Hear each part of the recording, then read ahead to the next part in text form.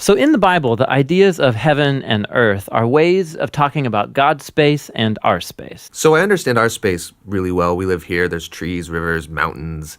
But my understanding of God's space gets a little fuzzy. And what we do get in the Bible are images trying to help us grasp God's space, which is basically inconceivable to us. So these are two very different types of spaces. Yes, they're different in their nature, but here's what's really interesting is that in the Bible, these are not always separate spaces. So think of heaven and earth as like different dimensions that can overlap in the same exact space. So we talk a lot about going to heaven after we die, but this idea of heaven and earth overlapping, we don't talk a lot about that. Which is kind of crazy because the union of heaven and earth is what the story of the Bible is all about. How they were once fully united and then driven apart, and about how God is bringing them back together once again. So let's go back to the beginning, where heaven and earth, they're completely overlapping. Yeah, this is what the Bible's description of the Garden of Eden is all about. It's a place where God and humanity dwelt together, perfectly no separation, and humans then partner with God in building a flourishing, beautiful world and so on. But as humans, we wanted to do things a different way. We wanted God out, and we wanted to create a world apart from him. Yeah, so we have these two spaces now. And the Bible actually uses lots of different kinds of words and phrases to refer to these two spaces to make a clear distinction. So you've said that these spaces can overlap, though. So explain how that works. Yeah, this is where we have to start talking about temples. Because in the biblical world, you experience God's presence by going to a temple. That's where heaven and earth overlap. Now, there are two types of temples described in the Bible. One is a tabernacle, basically a tent that was built by Moses. And the other was this massive building made by Solomon. And these temples were decorated with fruit trees and flowers and images of angels and all kinds of gold and jewels and so on. And these are designed to make you feel like you're going back to the garden. And at the center of the temple was a place called the Holy of Holies, which was like the hot spot of God's presence. Now we can go and be with God again. But not so fast, because the temple also creates a problem. So God's space is full of his presence and goodness and justice and beauty, but human space is full of sin and injustice and the ugliness that results. So how do these spaces overlap if they're so different and they're in conflict with each other? This was resolved through animal sacrifice. Yeah, that's kind of weird. What do animal sacrifices have to do with this? Yeah, the idea is this.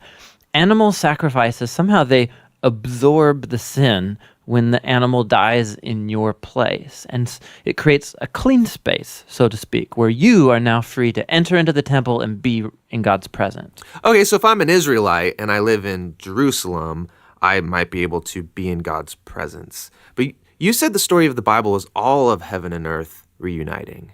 Right. So we have to keep going in the story where we come to Jesus in the New Testament. And in the Gospel of John, we hear this claim that God became human in Jesus and made his dwelling among us. Now, this word dwelling is really curious. It means he set up a tabernacle among us. And so what John is claiming right here is that Jesus is a temple. He is now the place where heaven and earth overlap. What's interesting about Jesus is that he isn't staying in this safe, clean space. He's running around hanging out with sinners. He's healing people of their sicknesses and forgiving people of their sins. He's basically creating little pockets of heaven where people can be in God's presence, but he's doing it out there in the middle of the world of sin and death. And he keeps telling everyone that the kingdom of heaven is at hand. And he even told his followers to pray regularly that God's kingdom come and that his will be done here on earth just as it is in heaven. But a lot of people are threatened by Jesus and they kill him, which seems to spoil this whole plan to reunite heaven and earth. But we have to go back to a scene earlier on in Jesus' story where John the Baptist saw Jesus and said, "Behold, this is the Lamb of God who takes away the sin of the world."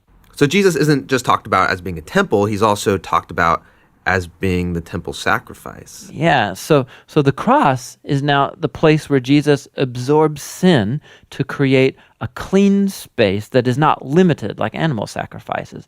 Jesus' sacrifice has the power to keep spreading and reuniting more and more of heaven and earth. And this is all really great, but it leaves one big question in my mind, which is, what happens when I die? Don't I just fly over to God's space to be with Jesus? Yeah, so a few times in the New Testament, we learn that Christians will be with Jesus in heaven after they die, but that is not the focus of the Bible story.